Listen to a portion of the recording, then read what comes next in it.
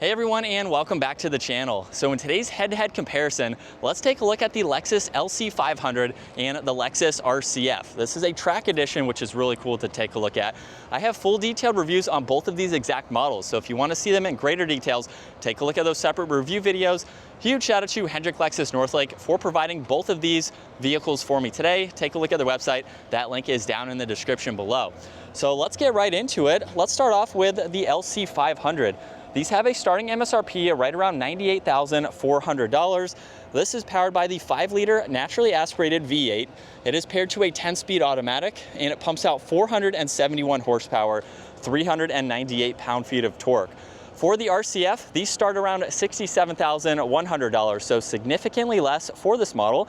It is powered by a 5-liter naturally aspirated V8 as well, paired to an 8-speed automatic, and it pumps out 472 horsepower, 395 pound-feet of torque. Now, both of these are rear-wheel drive.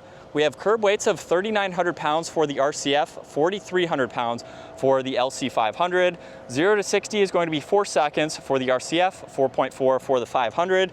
We have the same top speeds at 168 miles an hour and the same fuel economy, 16 miles per gallon in the city, 24 out on the highway. It's interesting to see that they both have an NAV8 with slightly different numbers. But let's work our way to the exterior styling now, where they both retain that large hourglass design for the grille. The Lexus badge is also the sensor for both of these models. There's a really nice trim accent that runs throughout this grille, along with the gloss black.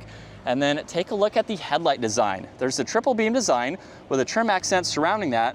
It leads to the DRL with the bodywork around it, and then there's also the turn signal in the lower section. Completely different than the RCF, where we still have that same triple beam design, but everything is within one housing. So again, you'll notice that the grille is the same. There's carbon fiber for the track edition, so that is going to be different, and there's larger inlets underneath the headlights versus the slimmer ones on the LC500. The LC500 also appears to have a much longer hood. There's some nice lines that come down it, meeting the point of the hourglass there. Track edition gets a carbon fiber hood with some really nice accents. Now, as we work our way to the side, for the RCF, there's a large set of carbon ceramic brakes with the red calipers and a matte black wheel. For this particular model, the wheels have been painted, so they are a solid color. The calipers have also been painted as well, but gives it a really nice touch. And then the mirrors on here have a triple color design to them with the turn signal. You get a dual color design with the turn signal for the LC500. Now, this LC500 also has the factory carbon fiber roof. You also get that on the track edition here. So they are going to help lower the center of gravity for both of these and make them handle much better. Now, as we take a step back and look at their side profiles, they have a much different design to them. It looks like the LC500 is slightly shorter with the roof line. For the RCF, really nice lines in that lower section. There's carbon fiber, which is factory for that lower side skirt. Just a really nice design coming all the way to the back. I would say the same though for the LC500. This really kind of looks like a spaceship. It has a unique design to it. There's an inlet just underneath the door there. This model also has an aftermarket side skirt there. So it has a little body kit that is added to it, including in the rear there, but really nice lines that come all the way to the back. Now, the LC500 has a deployable spoiler. That is this section right here. This is an aftermarket spoiler that has been added. Really nice design for the taillight housings there. There's a backup camera, all the sensors, and then the exhaust in the lower section. There's a quad tip dual exhaust, and then you have the brushed accents for that surround on both sides. Now, as we take a look at the trunk, you do get a button in the back, which is nice to have. And then you have a good bit of storage. It's not the deepest, but you could fit in some items if you need to. There's some tie-down hooks as well. And then you can't lift up the floor. Actually, you can. If you lift up the floor, you have a little bit of storage. Not much, but you could place some items down there if you needed to. And then there's one grab handle up top, so you can easily close that down. Now, as we work our way back to the track edition here, you'll notice right off the bat, we have that massive trunk-mounted spoiler. F is also on the side there, so that is different. You won't see that on a normal RCF, but we have a much different design for the taillights. There's also more carbon fiber in the lower section, and then you can actually see the exhaust pipes. They have that staggered look to them. There's more carbon fiber in the middle there, which is a nice accent. And you still get a button up underneath. So you can push on this button to open up the trunk where you have a lot more storage space. So as you can tell, you can put in some bigger items, and you have the back seat there too that folds down if you need a little bit more. Now underneath this floor, if we lift this up, you'll notice we have a little bit more storage, so you can place some items down below if you need to. And there's one grab handle up top, kind of in the same spot there, so you can easily close that. Now as we work our way to the interiors, you'll notice that we have a much different door handle design for the LC500. And when we open up this model, we have a really cool interior. So you can get some different options depending on what you would like. We have memory seating adjustments, all of your window controls, side mirror adjustments too, and then a really nice set of seats. Now if I pull on this lever on the back, the seat is going to work its way forwards, allowing you to hop into the back. This model also has factory carbon fiber for the door sill, which is really nice. And this is a 4-seater. So as we hop into the back, you have a good bit of space for your legs, not necessarily your head. So if you're back here, you might go around town just for a little bit, point A to point B. You're not really buying this for a 4-seater, but you have extra interior space, which is nice.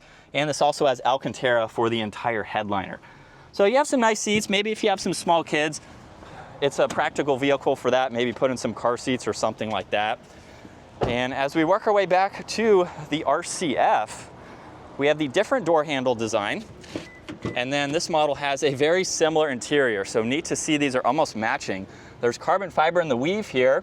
You have all of your window adjustments, no memory seating though, like in the LCF or the LC500, but we have the same function for the seat in order to move that forwards. Now in the back of this model, you'll notice that seat would have to be moved up more. We have climates in the middle, and I can actually sit upright a little bit more. So it is a little bit more usable if you need that back seat space. So I could ride around much longer than in the back of the LC500. And you have a little bit of space in the middle here, which is nice. So it's pretty functional. And then we can put that seat back in its normal position. Now, like I said, I have full detailed reviews on both of these models. So I'm going to go through this fairly quickly. For this model here, we have a really nice steering wheel. You have cruise control settings. You have all your volume tuning, paddle shifters, things like that. You also have some info that you can go through on this gauge cluster. So you can scroll through all of this as needed, and you have quite a lot, which is nice. Everything else is fixed, so at least you have some items you can go through. Then you have some adjustments over here, automatic headlights, defrosters, parking sensors, no head-up display for this model. And then we have the infotainment system there that you can use these controls down below. Now on a 24-year model, that would be a touch screen, but it's pretty easy to go through all of this and get through that info. You have the clock, you have a CD player, all of your climate adjustments are nicely laid out, and you do get a few different driving modes. So when you twist on this, you'll actually notice that the gauge cluster is going to change depending on the driving mode that you put it into, so it's neat to see that. This model also gets launch control. You have traction control, cup holders, you get a little bit of storage, and then there's more of the red carbon fiber weave on the glove box, which is nice. There's garage door buttons up top and then dome lights too. And then here's a look at visibility. You have pretty large windows in the back here, so that makes it easy to see over both of the pillars there. And then you can easily look over that left shoulder as well. Now, as we work our way to the LC500, like I said, full detailed reviews if you want to see all this in greater details. But we have what I'll say is a similar layout. The start button is a little bit lower, but you also get massive paddle shifters for this model, and the controls are slightly different. Now with this gauge cluster, we can still scroll through all of this information. However, it's going to be right in the middle of the tack there. So a little bit different layout, and you can actually shift it over as well. So these two are different years. You can get some of this in a newer RCF. But we have the same controls, even distance pacing for this model. You do have a head-up display for this, as well as that trunk release there. There's some Alcantara up top, and then the driving modes are this stock on the right side. So you can go through pretty similar driving modes. There's even a snow mode, traction control on that other side. And then there's the same screen with the same pad down below in order to go through all that information. Clock is over on the right side. You only have one air vent in the middle, and then you have another LCD screen here for all of the climate. So rather than the physical layout, they're all in the toggles here nicely together. There's a CD player. You get a cup holder on that passenger side. You have all of your audio adjustments as well, and then even a grab handle for your passenger. Let's put this into reverse. where you can see that backup camera. It's going to be similar to the RCF there. And then you have a little bit of storage in the middle as well as behind that there. So you can slide this as needed. And then the glove box has a good bit of space in it. You have the same rear view mirror with the garage door buttons and dome lights. And then a look at visibility, this seat is farther forward, so it would hide that seat a little bit if it was moved back. But you have smaller windows right there. So it's going to be a little bit harder to see. Over this side, you still have quite a lot of visibility. So fairly similar, just depending on your height, seating position, things like that. Before we get both of these out on the road, let's rev them up to see how they sound and compare between the V8s, and then get these both out on the road.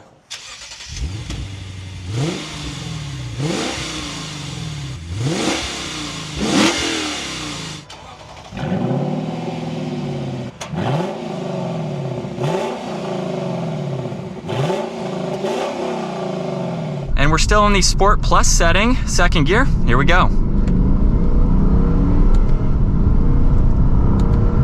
I like the drama that's in these shifts too. It definitely shifts very quickly, but it just gives you a really good character and feedback when you get up to speed. And I'm sure that is going to be magnified when you really step on it and get in those higher RPMs. But let's go ahead and dial it into eco mode now so we can go over the different driving modes. It looks like you are still able to use the paddle shifters here. And we'll go to second gear again, where it's definitely a lot more, it has that lag to it, which is what you would expect shifting into the different modes there. But this is what it's like to be behind the wheel for the RCF Track Edition. Definitely a fun vehicle to drive. Like I said, there's not a lot to really mess with. You have what you need as far as the navigation, pairing your phone. That's pretty much it. This is a driver-focused car that you just are going to have a lot of fun with. Brakes are also very touchy, which is to be expected. These are really going to shine when you are out on the track, of course, which is what they are designed for, versus the daily driving like I'm doing right now.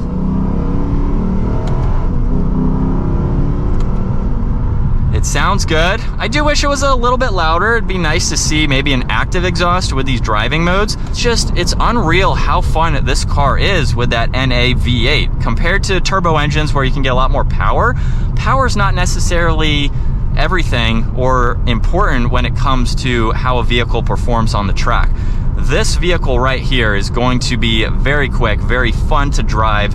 It gives you all those characteristics with that NA V8 to really make this a fun and enjoyable track vehicle. It may not be the quickest, but it's going to be very, very fun. And we are still in Sport Plus second gear. Here we go.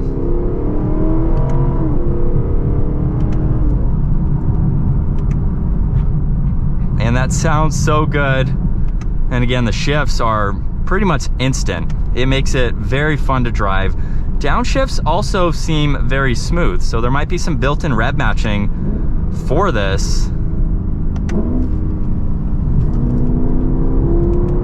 And the handling is really good. Now, I'm not doing full potential, obviously, but this LC500 is a blast to drive. It handles so well around these turns, just at normal driving speeds, on public roads here. So if you took this out on the track or really got into it on some mountain drives, this is going to be a heck of a lot of fun. So let's give it another acceleration here.